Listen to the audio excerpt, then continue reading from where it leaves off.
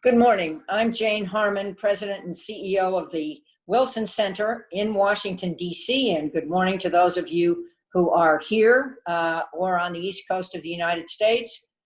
Good, very early morning to those who are west of me in the United States, and good evening to many calling in across Asia for yet another event that burnishes the Wilson Center's reputation for regional expertise. We were talking about the fact that we have had over 160 ground truth briefings. Those are telephonic conferences. We are now in the Zoom truth briefing business, and I'm not sure which Zoom briefing this is, and I know that one of our panelists is having a little trouble Zooming, so he may still be in the ground truth briefing business. You'll hear from him just a bit later. But let me get to the subject, which is Asia's COVID-19 challenge, bracing for the impact on economic development. As April came to a close, Asian and European countries began tentatively emerging from their COVID-19 lockdowns. Some US states are following closely behind, though I would say, based on all the reading I do, the governors are cautious and their consumers, voters, constituents are even more cautious, which I personally think is a good thing. And while much of the world is still in the thick of fighting this virus, more people are paying attention to the economic recovery that must follow the medical recovery for the pandemic. And the predictions are not rosy. Hello. Today, we're putting the focus on Asia. It is the world's most populous and dynamic region. It has become a major driver for global growth, and its importance on political and security fronts will only grow in the coming decades. But its growth, especially in emerging markets like India, China, and Southeast Asia, will be severely impacted by the coronavirus. The Asian Development Bank predicts that growth will drop from 5.2% last year to 2.2% this year. And I'm betting that may be a little worldly too. But with the right policies and the right investments in innovation and human capital, Asia is expected to improve. Some would say bounce back. I think, again, that's a little rosy, to 6.2% growth in 2021. Fingers crossed. If the way countries like South Korea and Taiwan handled COVID-19 is any indication of how they will handle the economic recovery, then the world will have much to learn from them.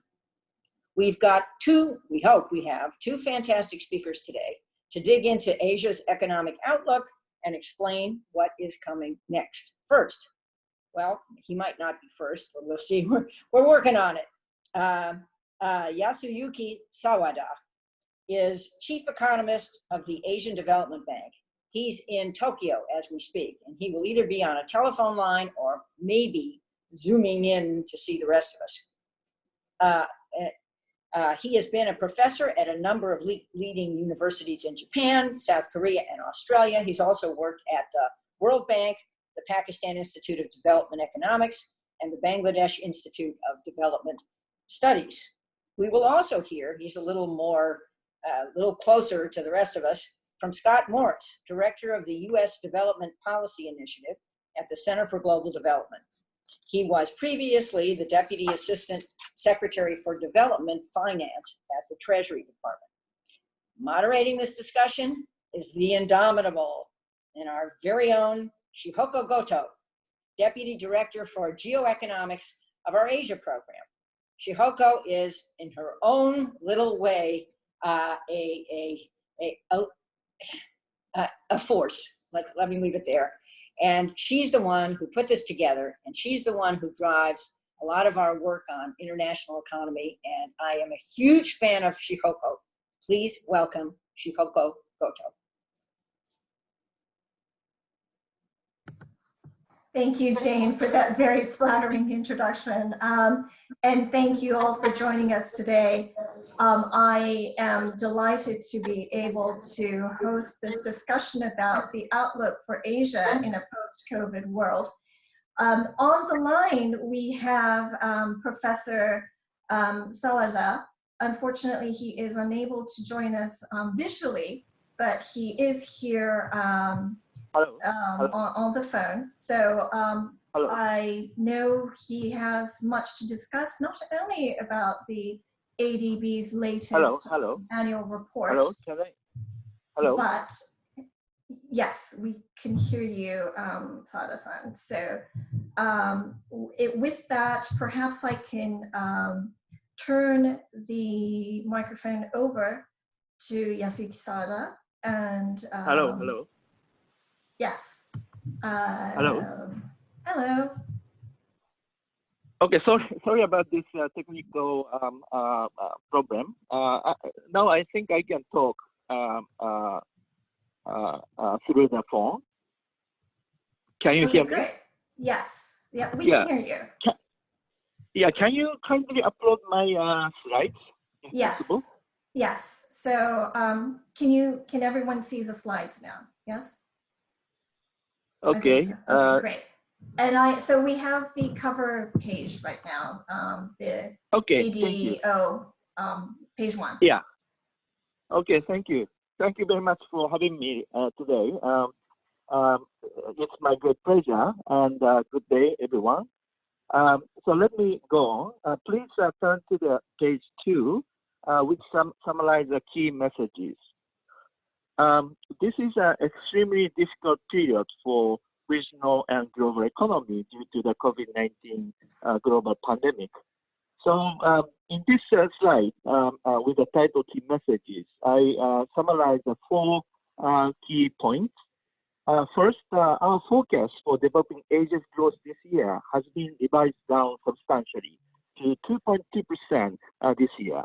Once the outbreak is contained, we expect growth to rebound to 6.2% next year. So this is the first point. And secondly, the downturn will leave no economy untouched. The region's 2 largest economies, the People's Republic of China and India, will both slow substantially this year, as will most of the other regional economies. And the third, risks around the current forecast are extremely large due to the uncertain evolution and effects of the COVID-19 pandemic. The environment is changing very rapidly, and ADB will update its forecast continuously. And finally, the economic impact has been raised, but with government responses such as increased health spending and direct interventions or income revenues, the COVID-19 impact will be mitigated, at least partially. So these are the 4 key messages. So can you please turn to the slide number 3? Okay. First slide showing the growth will slow sharply this year due to global pandemic.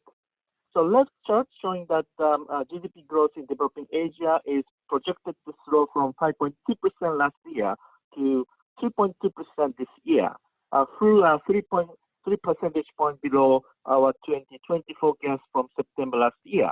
And we can see from the red line in the left chart. And right chart showing the 2 largest economies, PRC in the red, and also India on the blue line on the right chart, showing that also encountering big drop in econ growth. But next year, year 2021, we envision a strong bounce back. Left chart showing the overall Asian economy will show V-shaped recovery, as well as the right chart showing that India and the PRC growth will bounce back strongly next year. Please turn to the next slide, slide number 4. This is a table summarizing sub-regional economic trend this year and next year. Weak global demand will weigh on the 2020 outlook for the rest of the region, particularly in the more open sub-regions and in tourism-dependent economies. As you can see from the table, all the economies shown here have had their 2020 growth forecast revised downward, as indicated by red arrows. But GDP growth in developing Asia overall, as showing in the red arrow, slowing down. But next year, we expect rebound to 6.2% of overall Asian growth, and once activities in the region recovers when COVID-19 outbreak is contained. So this is a V-shaped recovery we envision basically across the board in developing Asia and Pacific region. However, this V-shaped recovery is not necessarily assured. The decline could be steeper and the recovery could be slower than our baseline focus shown in this table. Please turn to the slide number 5. Okay, the slide number 5 showing the global pandemic represents the extreme risks to the regional and the global outlook. Although there are continued threats to the outlook from a range of issues from natural disasters to politics, the most pressing threat right now comes from the global pandemic. The forecast assumes containment this year and a return to normal activity next year, but the future evolution and effects of outbreak are highly uncertain.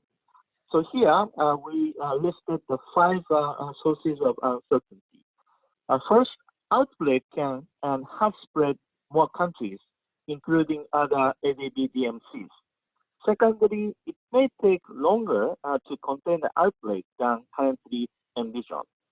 Third, economic effects may be larger than currently envisioned.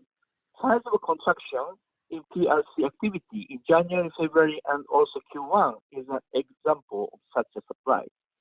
Fourth, we cannot discount the possibility of financial turmoil and of some countries experiencing financial crisis.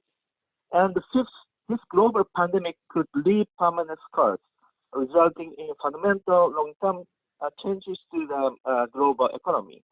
There could be a retreat from globalization, for example, which would be detrimental for this region, Asia-Pacific region, which has benefited so much from the economic and international integration. So given the magnitude of the impact and the risks the outbreak poses, it's important that the policymakers as well as international agencies act quickly and decisively. And lastly, in this rapidly changing environment, forecasts can quickly become outdated. And actually, the forecast we are showing today and presenting today is as of first week of April. We will continue to monitor the situation and update our forecast and analysis as needed. Please turn to the slide number 6. So this is the next few slides. I'm talking about the impact assessment of COVID-19, and this slide basically said ADB put out its very first assessment of impacts of COVID-19 as ADO, Asian Development Outlook Brief, issued on March 6th. Since then, there have been 3 big changes. First is that the outbreak was concentrated in PRC in early March. More than 90% of cases are really concentrated in PRC, but that has become a global pandemic. And secondly, a big change which follows the first is the use of containment policies, such as the community quarantine and the travel bans has increased dramatically. And lastly, we got the first hard data on the effects of the outbreak in PRC, and they did not look good. And also Q1 numbers from PRC, US and European countries came out, and all surprised us. The deep, downturn of economy during the Q1 of this year. Please turn to the slide number 7. Slide number 7 showing that our impact assessment of COVID-19, economic impact assessment of COVID-19, as of first week of April, when we released Asian Development Outlook 2020.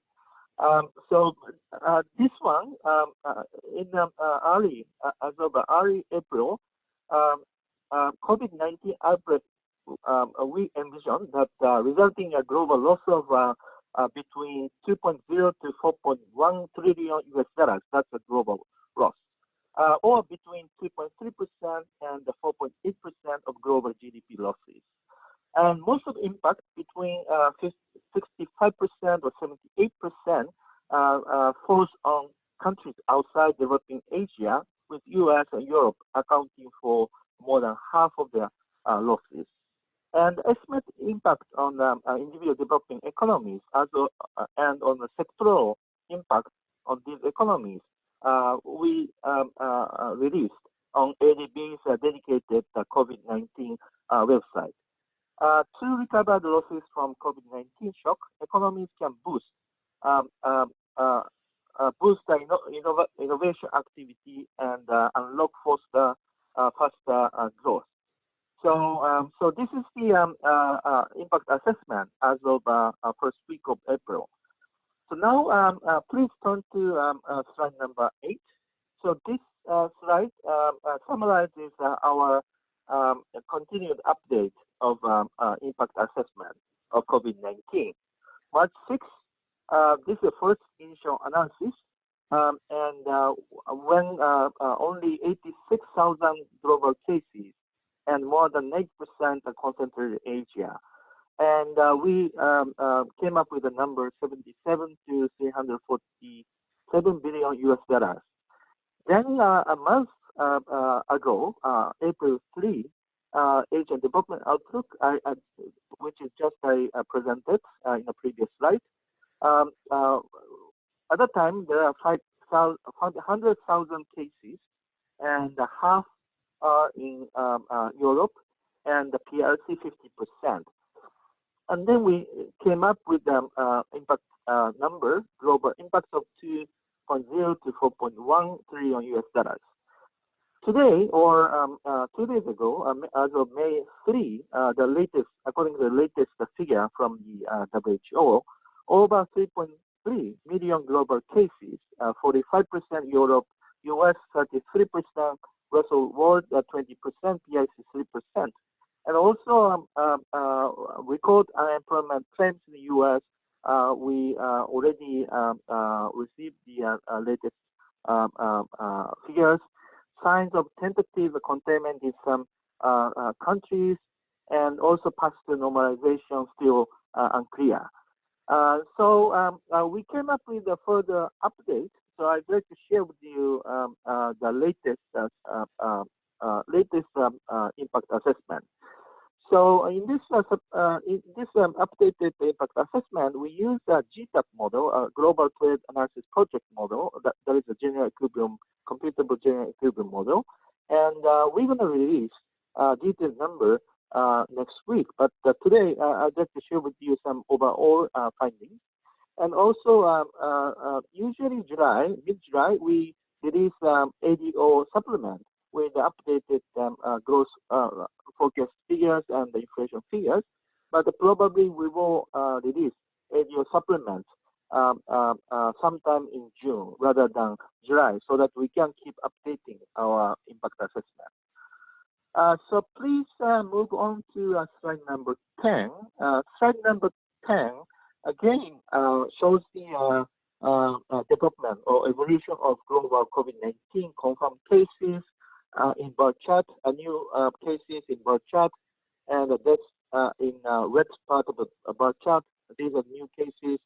And the two lines, blue and the red line, shows the cumulative number of confirmed cases and deaths.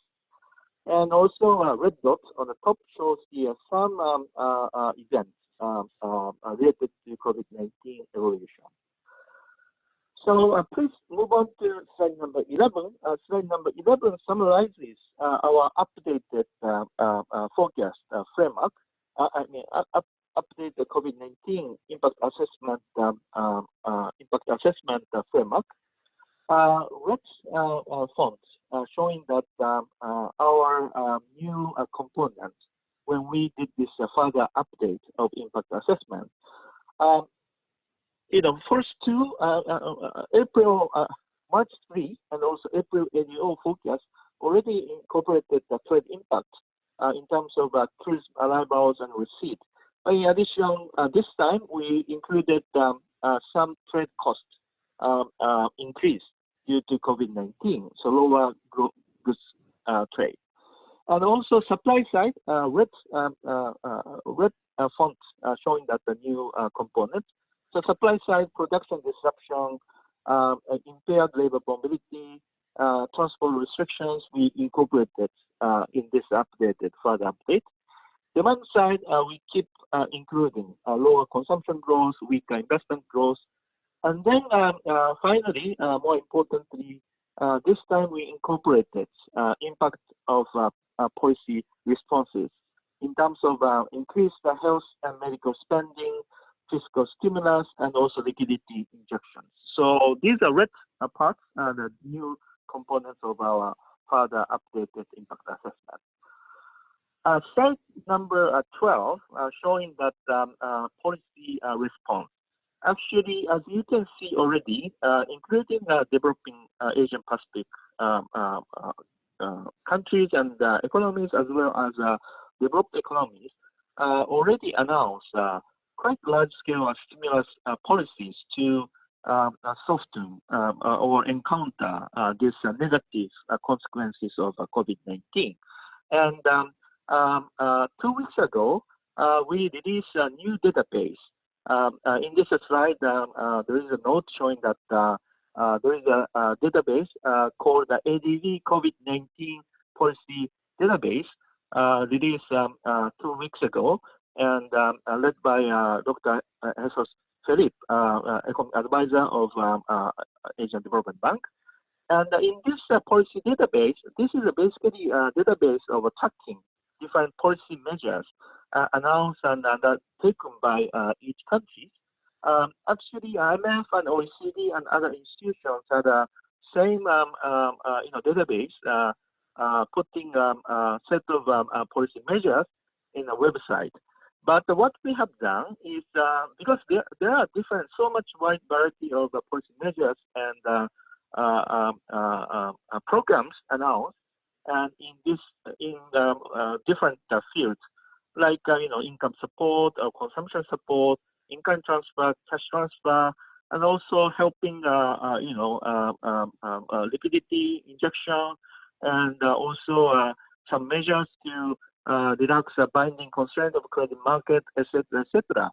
So instead of putting everything in a kitchen sink type of approach, we set a unified conceptual framework to sort out different policies and different measures in a unified framework, so that we can see what's the exact amount for which sector, which purpose, and also we try to achieve a cross-country comparison, comparability of these policy measures. So this is the ADB's COVID-19 policy database, already posted on our website and available in Excel format. But anyway, according to this website, we found that there are lots of variation in terms of a quantity scale of different policy stimulus measure.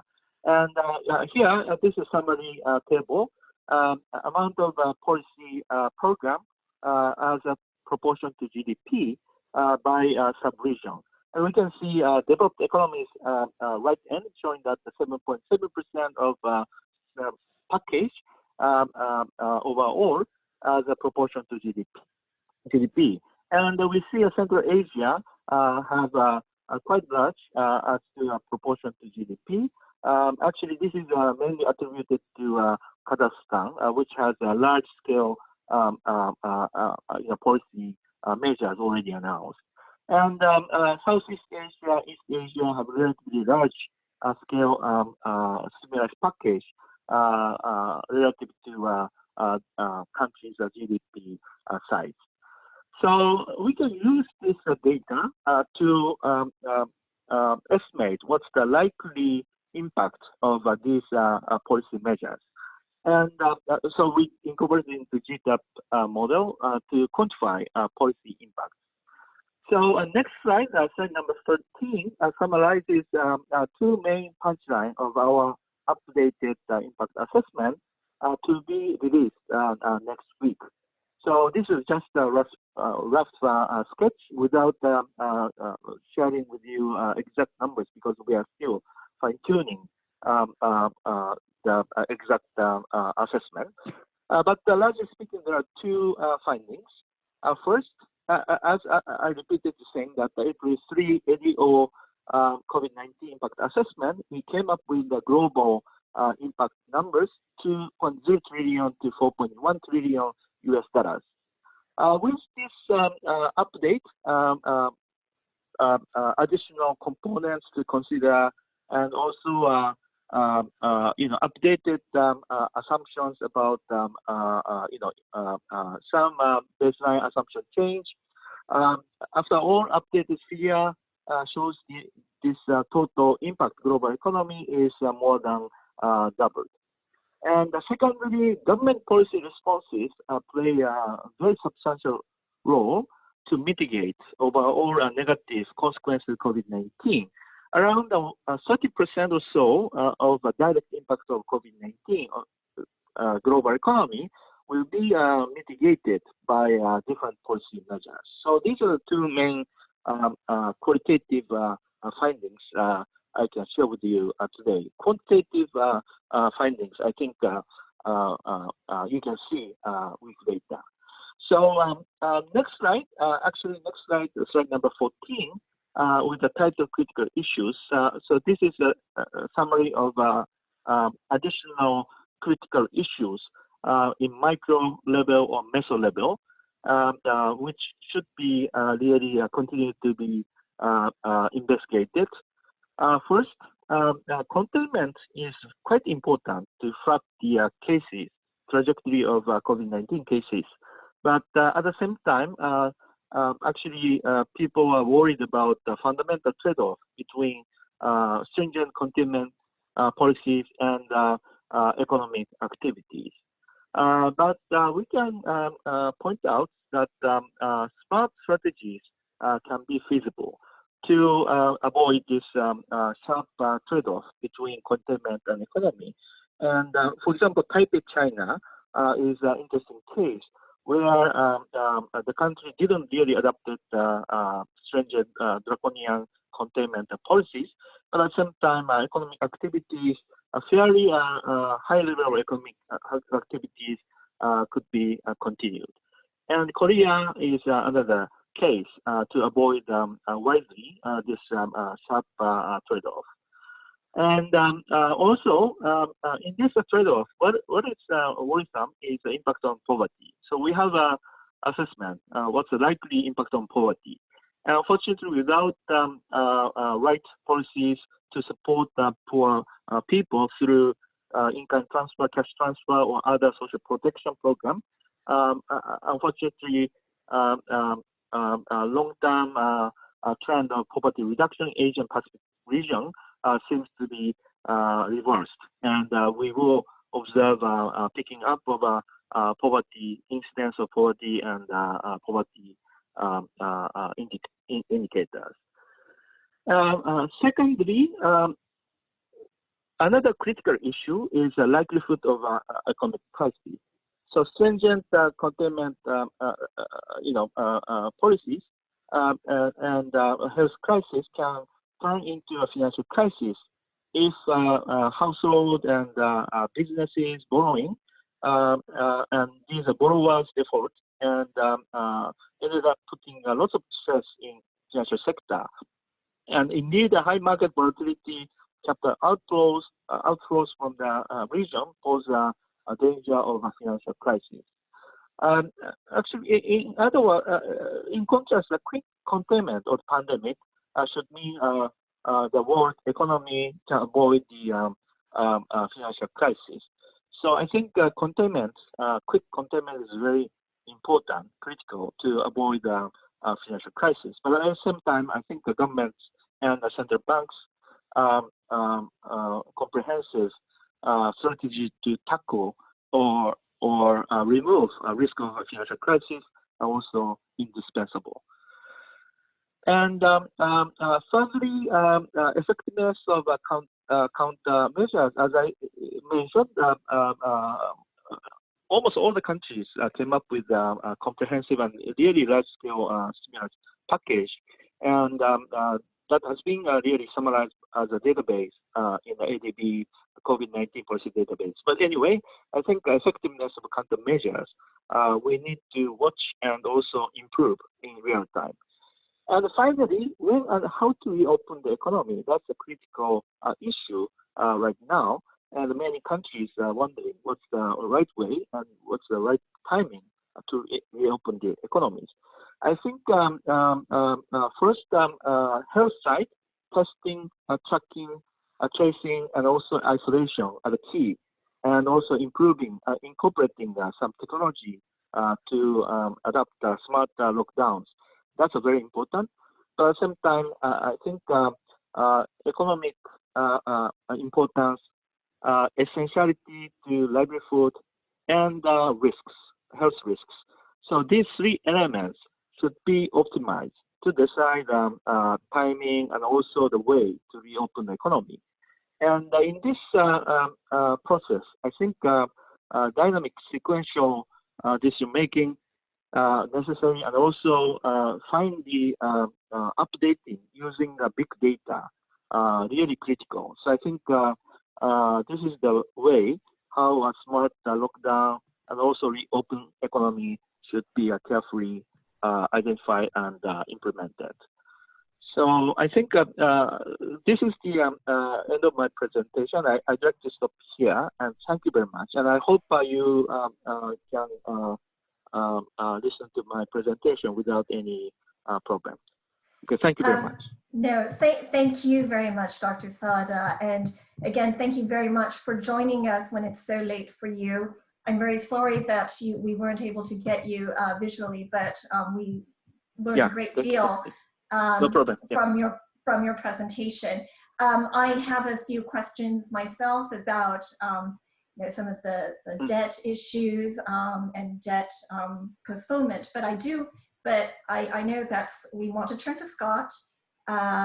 So let me turn to Scott for his take, and perhaps talk about, from his experience at Treasury and from a U.S. perspective of some of what you've shared with us today. Yes. Sure. Well, thank you, Shihoko.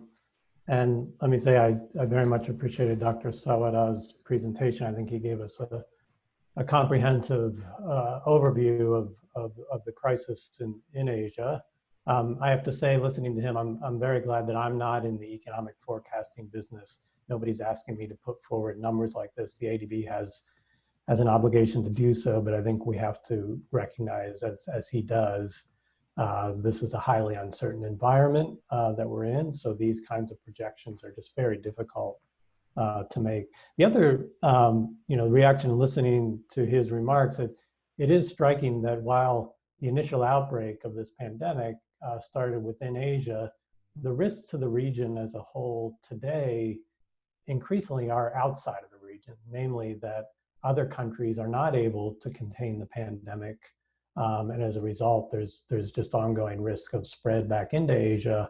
And then, of course, the various kinds of economic shocks that Dr. Sawada outlined that can be a function of how economies outside the region are performing. And again, recognizing the exposure of Asia, the integration of Asia into the global economy and the risks there. So let me just highlight a handful of particular risks that I see, I think all of which Dr. Sawada already touched on, and Shihoko, as you mentioned, the debt risks. Starting with, I think, an acknowledgement of where the region was before the crisis, that actually economically it was in quite good shape, but there were some countries that were showing vulnerabilities, and particularly on the debt side. I think among emerging market countries, we can see Sri Lanka, Mongolia, Pakistan, for example, all were facing very high external debt risks. Among the low-income countries, certainly the Pacific Island countries, Afghanistan, Laos, PDR, all were already at high risk of debt distress. So as a starting point, we clearly had vulnerable countries within the region. And then with the stresses of the crisis, I think that list of countries is going to grow. But again, I think as a starting point, the region as a whole, in comparison to other regions, was fairly strong entering this crisis, and has actually been managing the crisis reasonably effectively so far. But to highlight, I think, some of the key risks, both for Asia and for the global economy going forward. Number one, I would start with what I would call a poverty shock that applies certainly across developing economies, but even for high income economies. Just to give some flavor to this, over the last week, the NGO BRAC in Bangladesh put out a rapid survey, and their results showed that already by early April, households in Bangladesh had experienced a 77% drop in incomes. And almost all of those respondents indicated that they were not seeing any support from the government, that the social safety net was not there for them. That really, that's one country in one case, but it points to the severity of risk when it comes to poor populations, particularly in the developing world. And we know from past experience that economic crises, other kinds of shocks that have an impact on poverty, take a very long time to reverse. That whatever gains we've seen in poverty reduction in this current era, which has been a good one, there's a high risk of major reversals here that could take a long time to correct.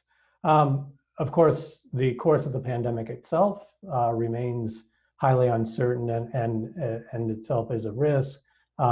We understand, I think, those of us in the economics profession, that this is primarily, first and foremost, a health crisis and has to be addressed as such before we can expect economic recovery.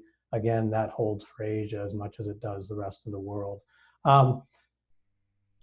Just to touch briefly on the nature of the economic risks, and I think to highlight a number of areas particularly relevant for Asia. So again, the risk of some version of a collapse in trade, I think, for a region that is more integrated into the global economy than, say, the US economy, for example. It was striking to see the numbers from South Korea for April on an annualized basis, a 25% drop in trade. And of course, South Korea is a bellwether when it comes to these trade numbers. Remittances, the flow of funds between countries as a result of immigrant workers. Again, Asia as a whole is more dependent on remittances than other regions are. When you consider the United States is a key market for Asian workers sending money back to countries like the Philippines, the fact that our economy is essentially on hold has a severe effect on the ability of these workers, particularly low-wage workers, to be able to support their families back home, and that will certainly be a risk going forward.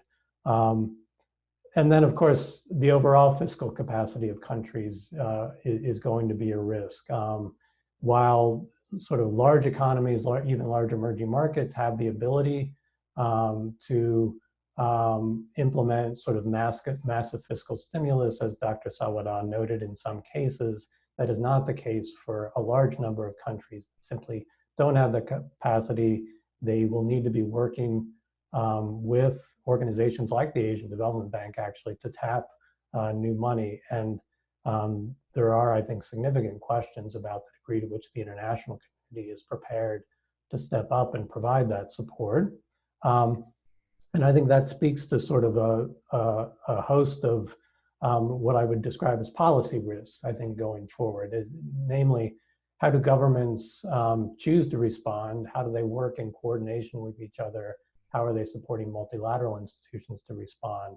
And here, I think there are just huge uncertainties. While I think the initial round of responses there are certainly encouraging signals, and certainly within Asia, where at the national level, governments seem to have responded quite effectively to the pandemic.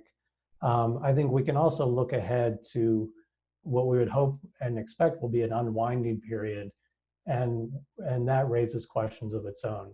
How orderly will we see, for example, a wind down of travel restrictions across economies, which really will be critical to ensure that trade can flow again at the levels that we would hope to see, or in the alternative, to what degree will these travel restrictions, either out of necessity because of the pandemic, or for other reasons, say more protectionist reasons, continue to hold and continue to constrain economic performance.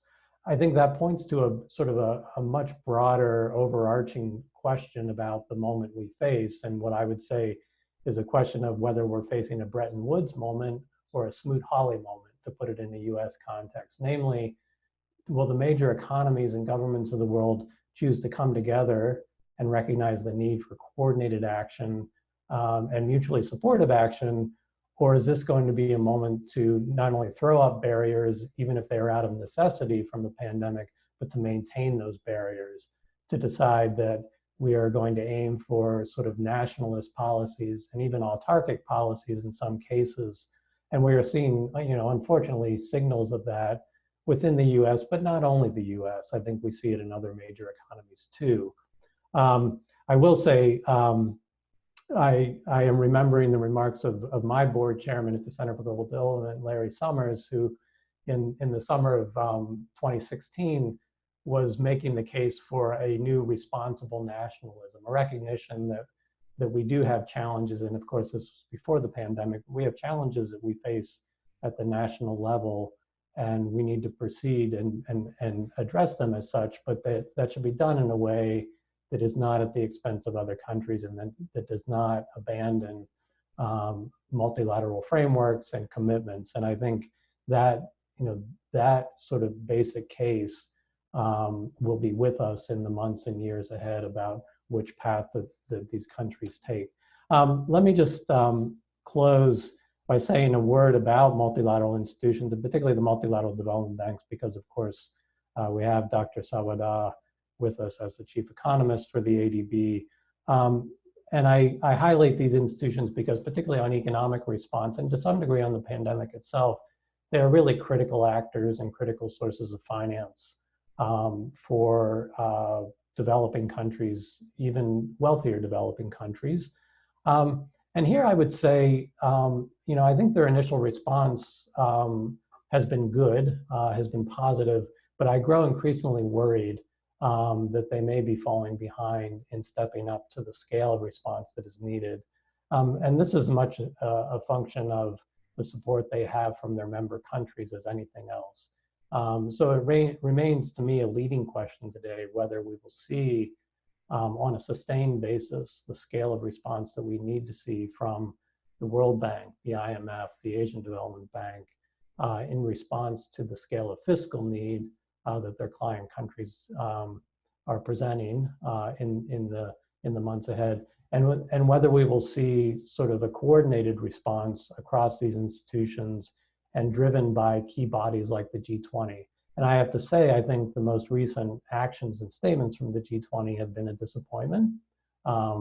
They demonstrate, while not a complete failure, again, a growing risk that the international community is not prepared to respond to what is presenting as an unprecedented crisis globally, and that even more worrisome, that sort of underlying tensions and outright conflicts between countries may be inhibiting a forum like the G20 from taking the bold action that we need to see. I think when it comes to the agenda of these institutions, particularly the development banks, there are key questions around actual programming that they can do in developing countries. We know that households need direct support, even direct cash support. I think there are robust cash transfer programs in a lot of countries, but in a lot of others there are not. And more generally, social safety nets are weak. They, in countries that are defined by informal workforces, a lot of formal government programs simply do not reach a large share of households. And I think these institutions and donor governments as well are going to have to grapple with how to address that rapidly in real time as the crisis continues. So I think I'll pause there in the interest of time and go back to you, Shihoko, for the questions. Thanks. Right. No, thank you very much, Scott, for that very insightful perspective. The G20 certainly has had only a limited response with their idea of debt, not forgiveness, but postponement for the most poorest of countries has only a limited effect, especially on Asia Pacific countries. And the whole idea of capital flight from developing countries as countries look to repatriate money back into their own countries is also going to be a tremendous challenge as well. I know there are many questions. I have a few in the queue. Time is limited, but I also know that Jane Harman, our CEO and president, also has a question. So let me turn to you, Jane. Well, thank you very much, Shihoko, and thank you to the presenters. It is nice to see Dr. Sawada actually see him, not just hear him. And thank you for a very careful presentation. And to you too, Scott, that was extraordinary. So I have a question that comes from the current news cycle. We're all reading that President Trump this is according to public sources, trying to blame this crisis on China. That's the way it's put. And that a part of that could be that it originated in this lab in Wuhan and was transmitted either accidentally or deliberately to the wet market where it infected other people and so on and so forth. I'm not going into the intelligence case, which so far isn't very strong for this, but I'm going into the economic case. If we now ratchet up, whatever that may mean, our sanctions or our other reasons why China will be more estranged from the US, how does that affect the economic recovery in the region? And are some of the countries in the region and some of the regional organizations going to feel that they have to pick sides and they may not pick our side? Dr. Sada, do you want to take that?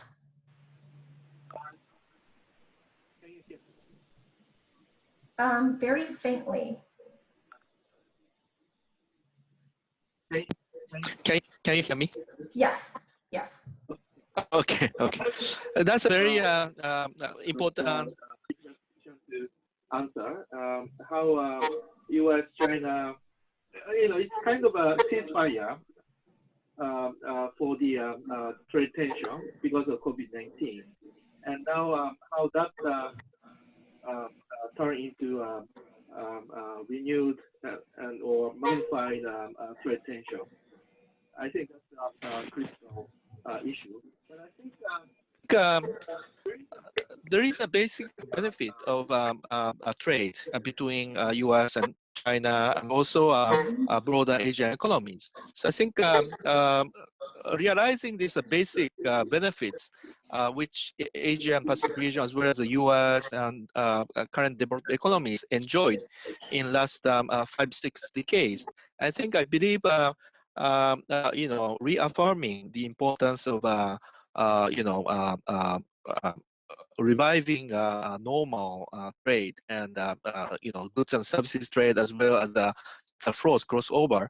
I think that's very important at this moment, as a new normal after COVID-19. So I think that there is a risk of magnified trade tension between U.S. and China, but I think it's very important for international community and also including MDBs to reaffirm and re-emphasize the importance of free flow of goods and services and capital.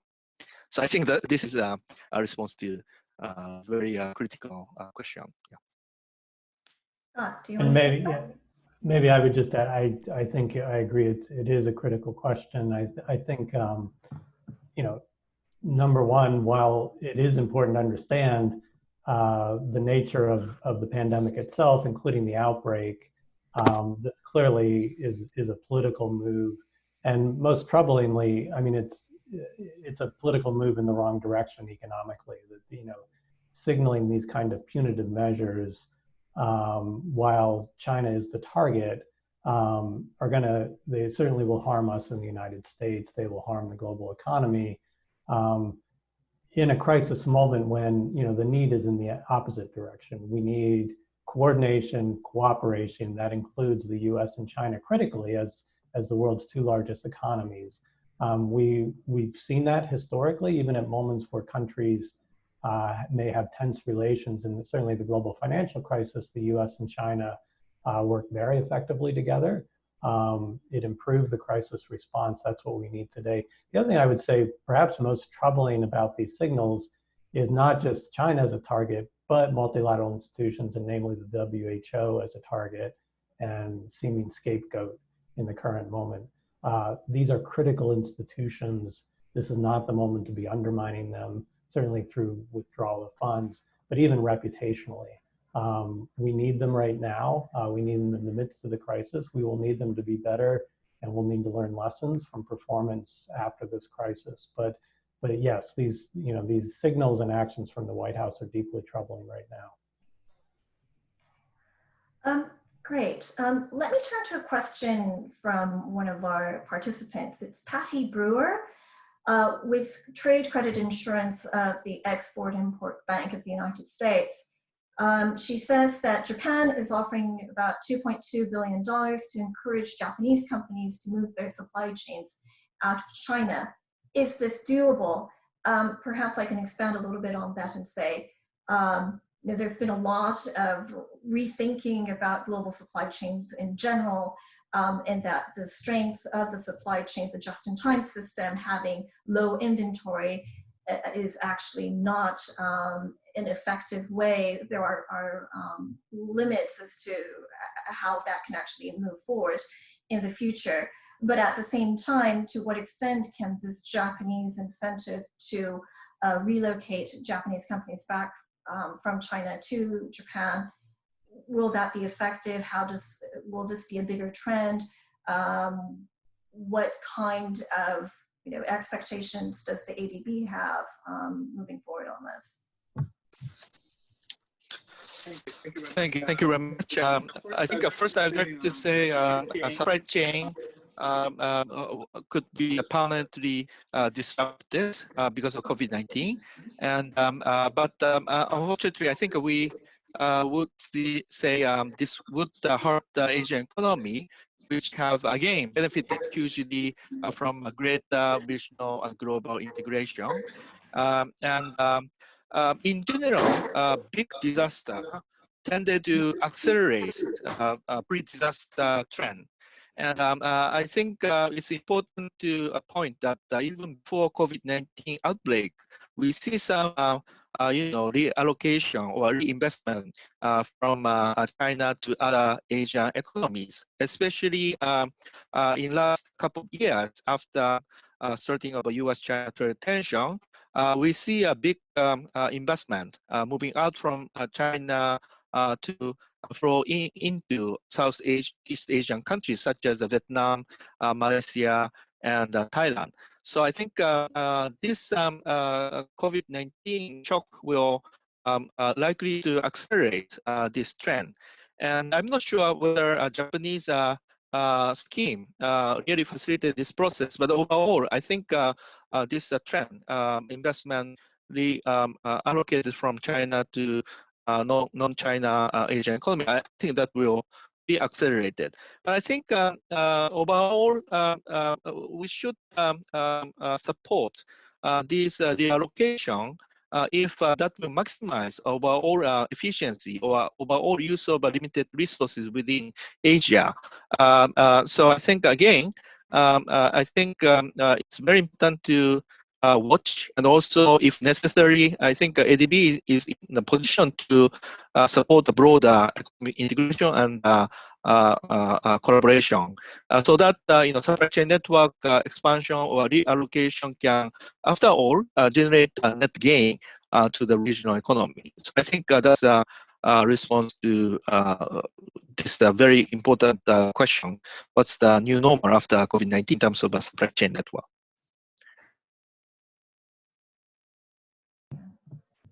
Scott, do you have any thoughts that you'd like to share on the supply chain and the what will happen post-COVID? Yeah, I agree with Dr. Sawada. I think the market dynamics themselves in the midst of this crisis, and then the interaction with government behavior and the need for government procurement, I think is going to have real effects.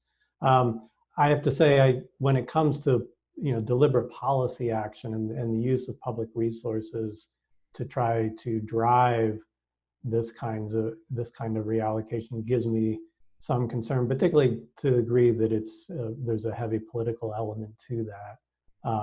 I think that's a challenge, and I think some of the evidence we see right now actually is that supply chains are proving more durable than we might have expected.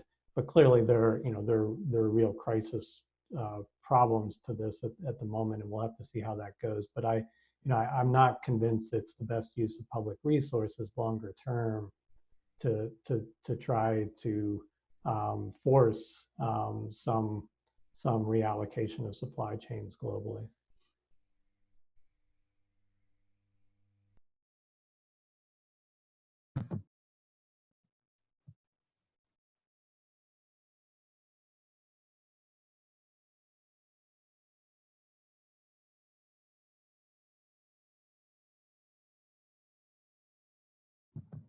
Before we actually wrap this up, I actually have one question for Dr. Sawada. The latest Asia Development Outlook report, the subtitle was about encouraging innovation in Asia. Innovation, how is innovation going to change? What are the kind of priorities that the ADB will give? In the report, there's a lot of talk about investing in human capital, investing in education. This is going to be a challenge when there are so many immediate concerns. The fiscal policies are going to be very strained in all of these countries. Do you think that some of the suggestions that the ADB has in terms of encouraging new types and new forms of growth will actually be able to move forward? Oh, is he frozen?